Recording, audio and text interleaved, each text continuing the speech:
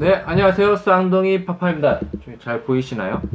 네, 오늘은 우리 심리상담 과정 도널드 위니카트 이론에 대해서 설명해 드리고자 합니다. 설명을 하기에 앞서서 여기 이제 유튜브 영상 여기 주소를 제가 표시해 놨는데요. 위니카트 이론을 소개하는 외국 영상입니다. 한번 보시고 시작하면 좋을 것 같습니다. 위니캇은 아기는 엄마의 눈에 비친 자신을 본다라고 이야기를 했는데요. 위니캇 이론을 한번 설명해 드리도록 하겠습니다. 일단 기본적으로 위니캇 이론은 이제 자기 개념이 이제 나오게 되고요. 셀프라는 개념이 나옵니다. 내적 실제와 의존적 사실과 초기 심리적 기능과 현실 적응이라는 기본 이론들이 나옵니다. 위니캇의 이 기본 개념은 정신분석적 이론 개념에서 위니캇만의 설명 방식을 좀 차이점을 확인하는 형식으로 보시면 좋을 것 같습니다. 일단 첫 번째 자기 개념입니다. 이제 위니캇이 설명하는 자기 개념에는 이제 프로이드가 말한 자아 개념하고 좀 구분해서 사용을 하고 있습니다. 이제 자아라는 거는 인간의 성격 구조의 세 가지 형태를 이야기하죠. 프로이드가 이드, 에고, 슈퍼에고. 여기서 이제 자아라는 기능은 현실과 이 이드와 슈퍼에고 초자를 적응하기 위해서 조절하는 역할이 이제 자아라는 역할을 하게 됩니다. 하지만 이제 위니캇이 설명한 이 자기 개념에는 어떤 이제 자의식의 출현과 함께 아기가 다른 사람을 보고 느끼고 듣고 그리고 자신의 몸에 접촉하는 대한 인식들을 위한 지능들을 사용하기 시작할 때 그때 이제 자기라는 개념을 사용하게 되는데요. 네. 그래서 보면은 이제 처음에 이제 나라는 존재, 어떤 사람이라는 존재가 있고 여기 처음에는 어떤 외부하고 소통이 안 돼 있는 단절된 상태로 존재합니다. 그러다가 어느 순간 엄마라는 존재와 이제 소통하는 개념이 되면서 나를 의식하는 것이 엄마가 나를 보고 반응해주는 형식으로 나라는 것을 인식하게 됩니다. 이제 이 정도의 어떤 발달이 이루어졌을 때 자기라는 개념이 이제 사용하게 된다라는 거고요. 이 자기라는 개념 안에서는 타인과의 소통 개념들이 포함되어 있다라고 보시면 되세요. 그 다음에 이제 내적 실제라는 얘기가 나옵니다. 내적 실제라는 얘기가 나오는데요. 유아는 환상으로부터 시작을 해서 그 다음에 이제 환타지 세계, 그 다음에 현실과 적응하는 모습으로 성장하게 됩니다. 위니캇은 이제 완전한 독립은 없다라고 하면서 아동을 볼 때 엄마의 존재를 같이 봅니다. 그러면서 이제 아동이라는 것은 주 양육자한테, 엄마한테 의존되어 있는 존재라고 설명하면서 의존 단계를 3단계로 이야기하는데요. 절대적 의존 단계와 상대적 의존 단계, 독립을 향해 나가는 단계, 이렇게 세 가지 단계를 이야기하고 있습니다. 이제 절대적 의존 단계에는 아기가 있으면 엄마라는 존재가 있잖아요. 이 엄마가 아기의 돌봄을 해주는데 요것 자체가 인식하지 않고 요거 하나 자체가 나라고 인식하는 단계가 절대적 의존 단계입니다. 이제 태아가 이렇게 있으면 엄마 뱃속에서 이렇게 있잖아요. 요때가 절대적 의존 단계이고 이제 출생을 해서 이렇게 나왔음에도 이 태내에 있을 때처럼 아이가 인식하는 시기까지가 절대적 의존 단계입니다. 위니캇은 개월수를 얘기를 안 했지만 한 100일 남짓에서 6개월 사이까지가 이제 절대적 의존 단계라고 보시면 되십니다. 상대적 의존 단계는 절대적인 돌봄이 아직 필요한 단계입니다. 그러니까 엄마의 돌봄에는 차이가 없는 거예요. 하지만 아이가 어떤 모성돌봄의 인식, 엄마가 나를 보살피고 있다라는 것을 인식이 생겼을 때가 상대적인 좀 단계입니다. 독립을 향해 나가는 단계는 점차적으로 돌봄이 없어도 혼자 지낼 수 있는 능력들이 발달하는 단계가 이제 독립을 향해 나가는 단계입니다.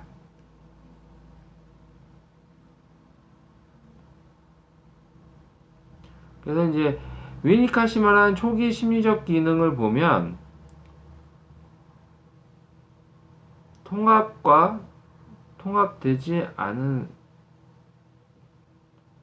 통합과 통합되지 않은 상태, 그다음 몸과 정신이 통전, 그다음 원시적 대상 관계, 전능 경험, 침범과 상처라는 어떤 초기적 심리적 기능을 하게 된다고 이야기를 합니다. 이제 통합과 통합되지 않은 상태는 지금 저희 아이들이 100일 전 사진으로 교육이 됩니다. 이렇게 인간이라는 것은 신기하게도 다른 동물과 틀리게 정신이라는 어떤 뇌 구조 기능과 몸이라는 기능이 분리된 상태로 이렇게 태어납니다. 그래서 이제 성장하면서 이제 이 정신, 뇌가 이제 몸을 조절하는 능력들이 막 연결이 되면서 신경들이 막 발달하죠. 이렇게 막 발달하면서 이제 머리를 가누게 되고 손과 다리를 조절할 수 있는 능력들이 발생하게 됩니다. 그래서 이제 한 첫 돌쯤 되면은 걷는 것이 가능해지는 모습들이 있는데요. 이렇게 인간은 이렇게 통합되지 않은 정신과 몸이 통합되어 있지 않은 상태에서 태어났다가 이게 몸과 정신이 통합을 이루는 단계가 이제 초기 심리적 기능의 작용이 됩니다.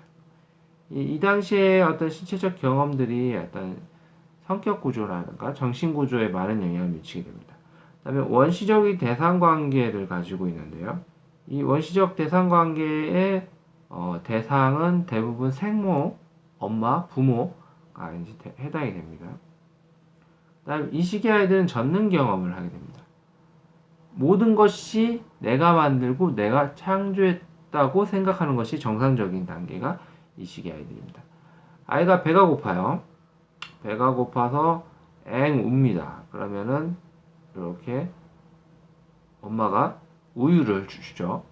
이제 모유를 주거나 분유를 주거나 이렇게 우유를 줍니다. 먹을 것을 주면 아이는 내가 젖병을 창조해서 음식을 먹고 나의 배고픔의 욕구를 충족한다 라고 생각한다고 합니다.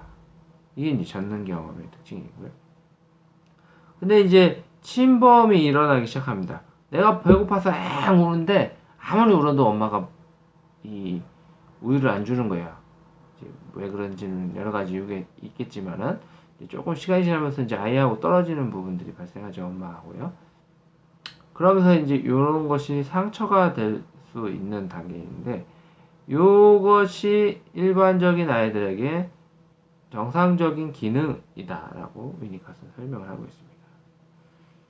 자, 그래서 이제 침범과 상처에 대한 이야기들이 나옵니다. 침범과 상처에 대한 얘기가 나오는데요.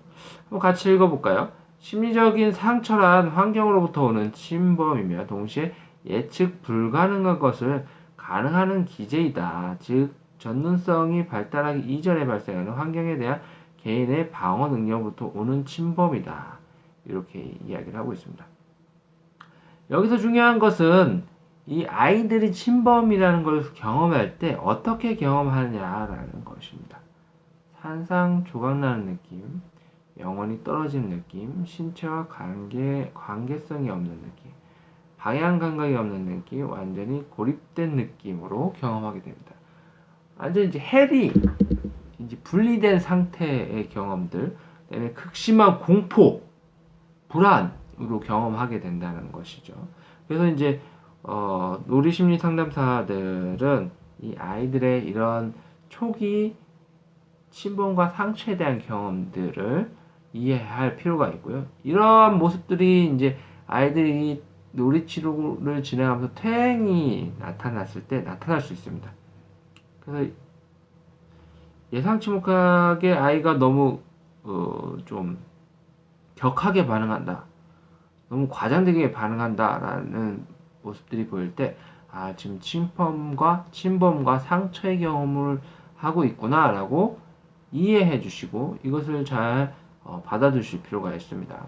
대부분의 경우 이렇게 침범이 일어날 경우는 아이는 몸이 즉각적으로 반응하게 됩니다. 그래서 뭐 흥분이라든가 분노라든가, 그래서 공포 반응 같은 경우는 사람이 이제 세 가지 행동이 나오죠. 공격하거나 도망가거나 죽은 척해서 얼음이 되거나, 이 세 가지 반응들이 보일 수 있겠죠. 그래서 이제 보통의 경우 이런 심리적 상처를 견딜 수 있는 수준으로 아이들이 경험하게 됩니다. 하지만 이것이 너무 과해져 버리면, 아니면 장기간이 돼 버리면 아이들한테 이게 심리적 상처로, 외상으로 남게 되는 그런 경험을 하게 됩니다. 이런 외상의 경험은 아이의 성격에 구성하는데 많은 영향을 줍니다. 그래서 위니캇은 갓난아기는 혼자서 존재할 수 없다라고 이야기합니다. 엄마는 곧 아기이며 아기는 곧 엄마이다. 같은 거품 안에 있는 뭐 이런 얘기를 하는데요. 예, 참 어떻게 보면 철학적인 이야기를 하고 있는 것 같습니다. 그러니까 위니캇이 말하고 싶은 얘기는 이런 것이었던 것 같아요. 아이라는 것을, 특히 어린, 영아기, 만 3세 이전의 아이들을 볼 때 엄마라는 존재를 띄워놓고 아이를 이해할 수 없다. 네, 뭐 그런 의미에서 이렇게 이야기를 하는 것 같습니다. 아기와 엄마의 관계는 곧 아기의 1차적 자기와 자존감의 원천이 된다라고 이야기를 하고 있습니다. 처음에는 아기와 엄마는 하나인 상태입니다. 그래서 아이에게 첫 번째 거울 역할을 해주는 것이 엄마이고, 아이는 전능과 환상 경험을 가지고 있다라고 이야기를 합니다. 그래서 아이라는 것은 의존적인 작은 사람이다라고 이야기를 하고 있습니다. 아이가 태어나면 처음에는 태내에 존재하고 100% 의존하는 관계에서 9개월 동안 어머니 뱃속에 있다가 출생을 하게 됩니다. 이제 신체적으로는 출생이라는 이벤트가 발생하지만,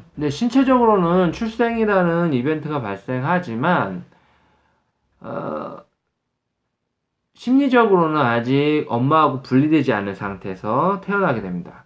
그래서 탄생을 했지만 심리적으로 아직도 절대적인 의존 관계에 있다가요.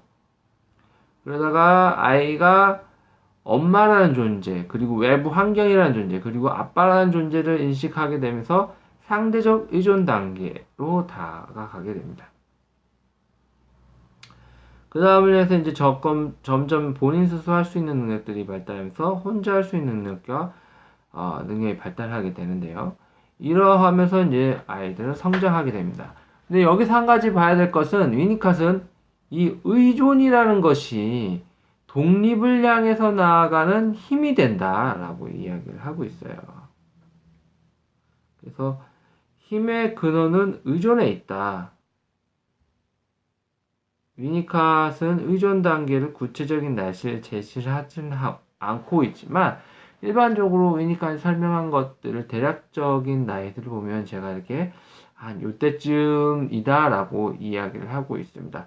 위니캇이 이런 의존 단계를 구체적인 나이를 제시하지 않은 이유는 어떤 뭉뚱그려서 이거는 이 나이 때쯤 완성된다 라는 개념이 아니고, 먹는 거, 뭐 입는 거, 이런 것 다 개별적으로 이 독립을 향해 당하는 단계가 다 나이가 틀린 부분들.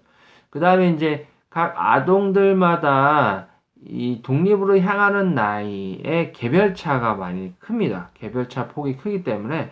그래서 이제 위니캇은 이 의존 단계에 대한 구체적인 나이는 제시를 하지 않고 있는 것입니다. 그러면서 이제 위니캇이 이야기하는 것이 보통 엄마가 충분히 좋은 엄마다라는 이야기를 하게 됩니다.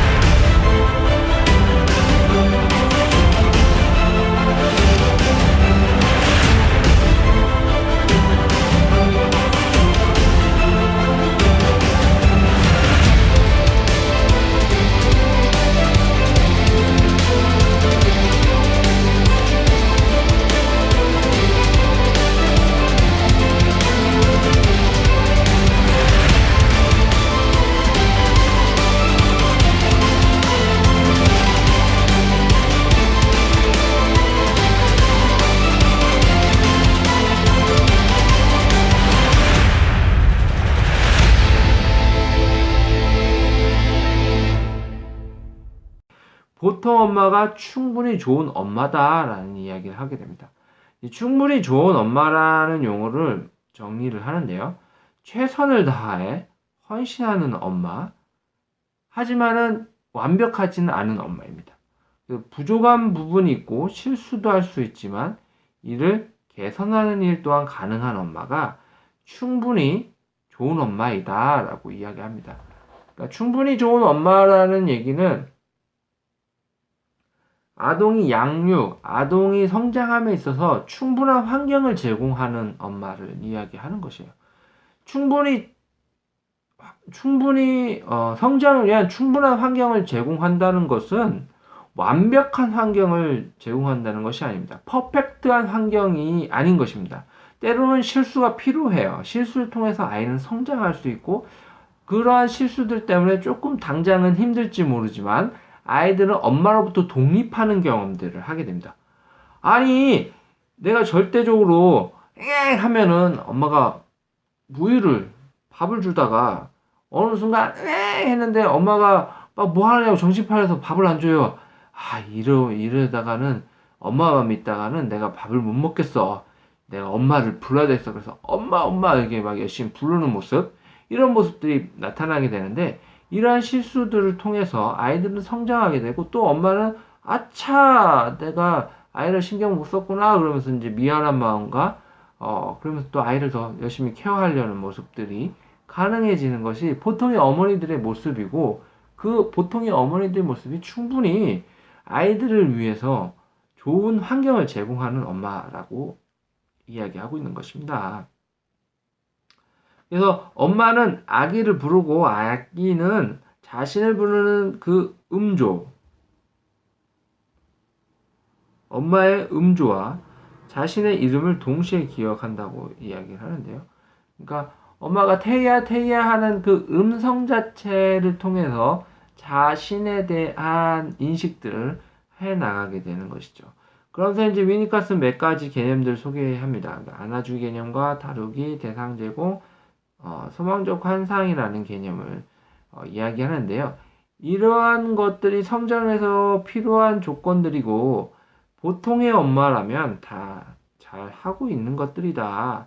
그럼 이러한 보통 엄마들이 충분히 좋은 환경을 제공하는 아이들의 성장에 있어서 충분히 좋은 환경을 제공하고 있는 것이다 라고 이야기를 하고 있습니다. 일단 안아주기라는 것은 신체적인 안아주기뿐만 아니라 정서적인 안아주기도 같이 포함되어 있는 개념입니다. 심리적인 안아주기도 같이 포함이 되어 있는 개념입니다. 아기가 태내에서 안전한 환경 안에 이렇게 존재합니다. 하지만 나왔어도 이 태내와 같은 안전한 환경을 제공하는 것이 엄마의 품이죠. 이렇게 엄마의 품에 안기면서 아이는 정서적으로 위안을 삼을 수가 있습니다. 다루기 개념에서는 아이를 막 다루는 것이 아니라 소중히 다룬다는 것이에요. 어디를 갔다 와서 차 안에서 잠든 아이들한테 아이고 태민아 집에 다 왔다 이제 엄마 품에 안겨서 집에 가자 해서 이렇게 포근하게 안겨주고 집에 도착했다고 훅 던지는 것이 아니라 집에 왔다고 훅 집어 던지는 것이 아니라 살며시 소파라든가 이불 위에 이렇게 내려놓는 모습들을 볼 수가 있습니다. 이런 것들이 보통의 엄마들이 아이들을 다루는 모습이고 이런 것들이 환경에 필요한 것들, 아이들 성장에 있어서 필요한 것들이다 이야기하고 있습니다. 아이에게 대상을 제공하는 것이 가장 첫 번째가 엄마입니다. 엄마가 아이의 무릎 위에 앉아서 엄마 하면서 타인과의 소통을 제공하게 되는데요. 이러한 타인과의 소통을 통해서 외부 환경이라는 걸 인식하게 되고 현실을 인식하며 세상을 인식하는 그 다음에 이제 좀 있으면 나올 중간 대상적 영역에서의 세상을 받을 때 완충 역할을 하면서 받아들이는 것을 하게 됩니다. 아이들이 가지고 있는 소망들이 있습니다. 소망적 환상들이 있는데 이것은 엄마를 통해서 충족하는 경험을 하게 됩니다. 네, 그래서 중간 대상이라는 개념이 나옵니다. 중간 대상. 그래서 이제 애착 인형이라고 이제 많이 알려진 것이 이제 중간 대상물에 해당되는 것인데요. 일단 대상이란 무엇인가? 대상은 무의식적이고 내적인 표상이다. 이게 뭐 이미지라는 거죠. 머릿속에서 기억된 심볼이다. 어떤지 상이다. 뭐 이런 개념입니다. 그래서 모든 의미를 담아주고 꺼내어 쓰는 단어입니다. 여러분이 사과라고 하면 이렇게 해서 이런 이미지를 떠오르죠. 빨간색에 먹으면 달달하고 이런 것들이 사과를 직접 보지 않았어도 사과라고 하면 떠오르는 게 이제 내적인 표상이라고 보시면 돼요. 그래서 대상이라는 것이 이제 무의식적으로 이미 머릿속에 두뇌 속에 기억이 되어 있다는 겁니다. 엄마라는 것이 여러분도 엄마 하면 생각나는 것들이 있으신가요? 이런 것들이 이제 대상 개념에 이제 우리의 머릿속에 들어가 있는 건데 아직 아이는 이런 대상 개념이 많이 형성이 되어 있지 않습니다. 특히 엄마라는 개념이 형성이 되어 있지 않기 때문에 엄마가 안 보이는 순간 엄마가 없어졌다, 엄마가 죽었다라고 생각하고 극심한 불안을 경험하게 됩니다. 그러다가 다시 엄마가 보이면 헤헤 웃고 편안하게 모습을 보여주는데요. 이러한 대상 개념을 형성하기 위해서 중간 대상, 중간 현상, 중간 활동들이 나타나게 된다라고 이야기를 하고 있습니다. 그럼 중간 현상은 뭐고 중간 대상은 뭐냐? 중간 현상 같은 행위에 초점이 맞춰져 있는 거고요. 중간 대상은 매체에 초점이 맞춰져 있는 것입니다. 어머니들이 아이들을 이렇게 놓고 맘맘맘마 웅얼거리고 이렇게 뽀뽀뽀뽀뽀 하고 뭐 이렇게 올로로로 하고 이런 활동들 이게 다 중간 활동에 해당이 되는 것이고요. 아이들이 첫 방귀 소리가 음악 활동으로서의 옹알이다 이런 것들이 다 중간 활동이다 라고 이야기를 하고 있습니다. 이러한 중간 대상물이 어떤 놀이의 형태로 나타났고 요와 같이 애착 인형의 형식으로 나타나게 됩니다. 엄마라는 존재가 어떤 인형으로서 대체되고 인형을 대체되는 것을 통해서 아이의 머릿속에 엄마라는 대상이 인식되는 과정들이 나타나게 되는 것입니다. 그럼 놀이라는 것은 무엇이냐?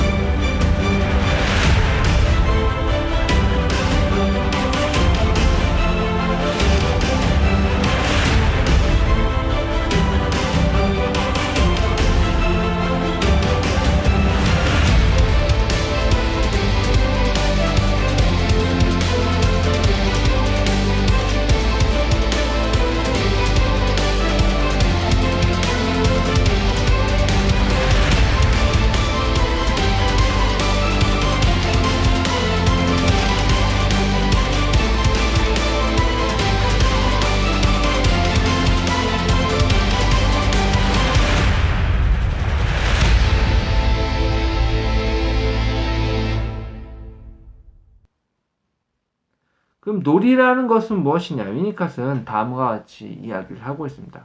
놀이의 특성은 열중하는 것이다.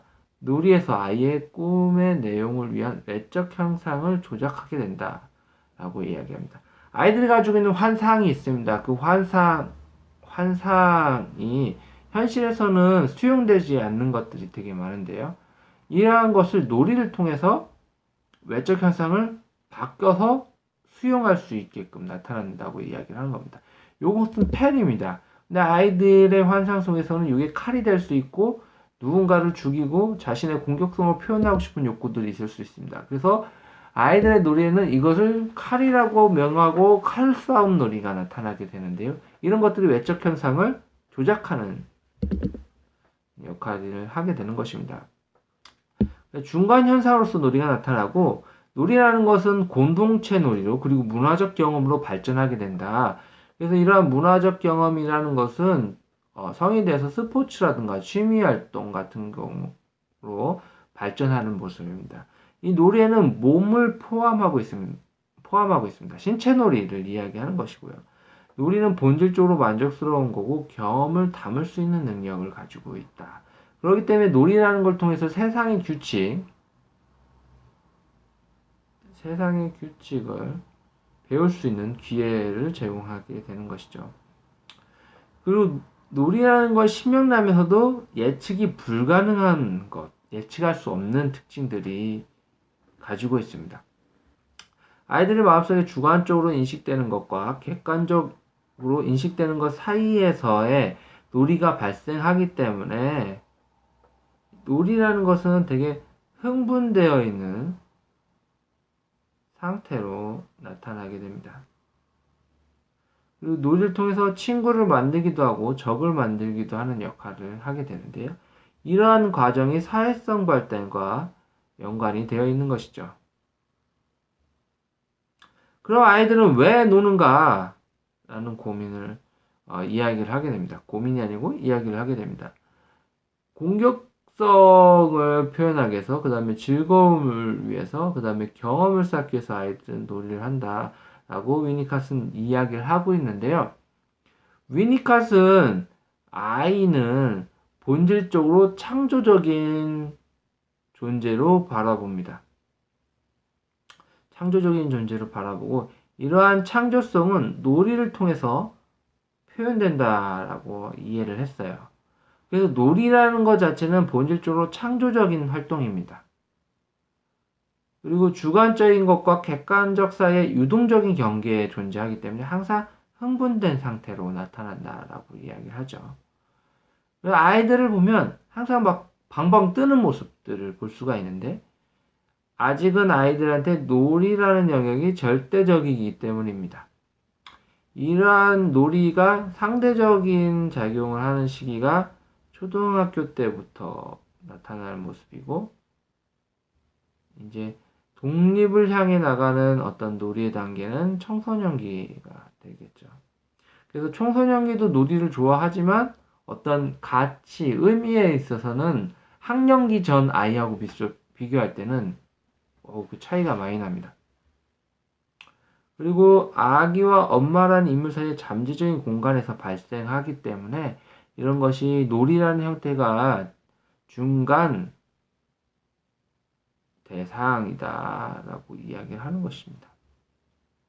그리고 놀이가 가지고 있는 어떤 특징들을 보면 분리가 없어도 분리가 가능한 경험을 제공하게 됩니다. 분리가 없어도 분리가 가능한 경험을 제공하기 때문에 아이들은 엄마가 없으면 되게 불안하지만 놀이를 통해서 그 엄마가 없어도 괜찮을 수 있다는 것을 자기가 주도적으로 경험하게 됩니다. 이런 놀이 중에 대표적인 게 깍꿍놀이 아니면은 불을 껐다 켰다는 놀이 등이 나타나게 됩니다. 그리고 놀이를 통해서 어떤 신뢰가 가능하게 되는데요. 그 이유는 놀이를 통해서 엄마의 활동들을 예측할 수가 있게 되고 엄마의 활동들을 예측하게 된다는 것은 엄마가 어떻게 할 것이라는 것을 예측할 수 있게 되는 작용을 하게 됩니다. 아이들 생각에는 엄마가 나타나지 않으면, 엄마가 보이지 않으면 존재하지 않는 거예요. 어느 순간 내가 막 울면 맨날 나타나였던 엄마들이 어느 순간 아무리 울어도 나타나지가 않습니다. 왜 그런지 도대체 이해할 수가 없어요. 엄마가 설거지 때문에 그런 건지, 빨래를 널어야 되는 건지, 밥을 해야 되는 건지 아이는 이해할 수가 없습니다. 그냥 내가 앵 울면 엄마가 나타나야 되는데 나타나지가 않아요. 근데 그러한 것들이 놀이를 통해서, 깍꿍놀이 같은 놀이를 통해서 엄마를 예측할 수 있는 능력들이 생겨나게 되고, 이러한 예측할 수 있는 능력들이 엄마라는 존재를 신뢰할 수 있게끔 하는 작용을 하게 됩니다. 그래서 위니캇은 아이라는 것을 볼 때 그 주변 환경에 대해서 많이 보게 됩니다. 그래서 초기에는 아이와 엄마가 한 울타리 안에 있다가 이러한 울타리와 공간이 점점 확대되면서 아빠라는 존재로 울타리가 확대가 되고 사회라는 존재로 확대됩니다. 그래서 아이들은 성장하면서 자신의 주체성을 독립하면서 나는 이다, 나는 I am 이렇게 이제 자기 주장을 하게 되면서 자신만의 방법, 그러니까 즉 엄마가 시키는 걸 말 안 듣고 싫어, 안 해, 내 맘대로 할 거야 라는 말들이 나오기 시작하는데요. 이때 요 울타리의 경계가 확장이 되는 초기 단계입니다. 근데 이 초기 단계가 가장 발달을 위한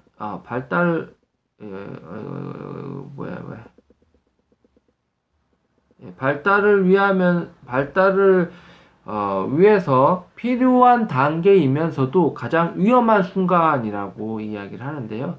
왜냐면 아직은 아이는 엄마라는 존재가 절대적이기 때문입니다. 근데 나라는 주체성을 독립하는 순간 엄마하고의 어떤 엄마의 의견을 거부해야 되는, 엄마의 의견을 따르지 않아야 되는 행동들이 나타나게 되는데요. 그러면서 아이의 심리적인 상태에서는 공격성과 박해 공포를 같이 경험하게 된다고 합니다. 엄마가 뭘 시켰는데 안 해, 나 하기 싫어, 나 지금 이거 하고 있는 거 할 거야 라고 말을 하면서도 엄마가 내가 엄마 말을 안 들었는데 엄마가 나를 버리면 어떡하나, 엄마가 나를 공격하면 어떡하나, 엄마가 막 화내면 어떡하나 라는 그런 분노가 아니죠. 공포와 무서움, 것들이 같이 공존하게 되는 것입니다. 그럴 때 엄마라는 어떤 환경에서는 부모들은 이 안전한 품 안에서 테두리와 통합을 성취할 수 있도록 아이가 잘 성장할 수 있도록 제공할 필요가 있다. 이렇게 이야기를 합니다. 그래서 이러한 개인이 독립되면 가정으로부터, 그 다음에 사회, 집단, 학교로부터, 정부로부터의 어떤 울타리 안에서 성장하게 된다, 살아가게 된다, 라고 이야기합니다. 나는 이다라는 이 시기가 나이로 따지면 3세쯤, 만 3세, 만 2세쯤 나타나게 시작합니다. 말이 이제 많이 늘어나면서. 근데 이 시기가 또 한 번 나타나는데요. 이 시기가 이제 청소년기입니다. 청소년기가 갑자기 엄마가 뭐 말만 걸면 나 좀 내버려둬 갑자기 극단적인 반응을 하면서도 본인의 반응에 본인도 놀라는 그런 모습들을 볼 수가 있는데요. 이런 것들이 이제 심리적으로 성장을 하기 위해서 자신의 어떤 공간, 울타리 관계를 더 확장하기 위해서 자신의 기존의 울타리를 다 허물고 나라는 개념을 새로 정립하는 순간입니다. 그런데 내 기존에 있던 공간들을 다 허물었기 때문에 완전 무방비 상태이잖아요. 그러기 때문에 이 순간의 어떤 불안감은 되게 극도로 높은 상태로 존재한다. 그래서 이제 부모들은 그러한 아이의 정서적인 상태, 심리적인 상태를 이해해 주시고 안전한 공간 안에서, 안전한 틀 안에서, 안전한 품 안에서 아이가 잘 성장할 수 있게 해주실 필요가 있다라는 것입니다. 그래서 위니캇은 다음과 같은 말씀을 하겠습니다. 심리학은 피상적이고 쉽던지 깊이 있고 어려울 수 있다라고 이야기를 했는데요. 지금까지 저는 개인적으로 피상적이고 쉬운 강의를 지향하고 있습니다. 만약에 가능하다면 깊이 있고 쉬운 강의를 하면 더 좋을 것 같은데요. 이 깊이 있고 쉬운 강의를 위해서 항상 노력하는 쌍둥이 파파가 되도록 하겠습니다. 네, 감사합니다. 오늘 강의는 여기까지 하도록 하겠습니다. 다음 시간에는 위니캇의 스퀴글 놀이에 대해서 설명을 해드리도록 하겠습니다. 감사합니다.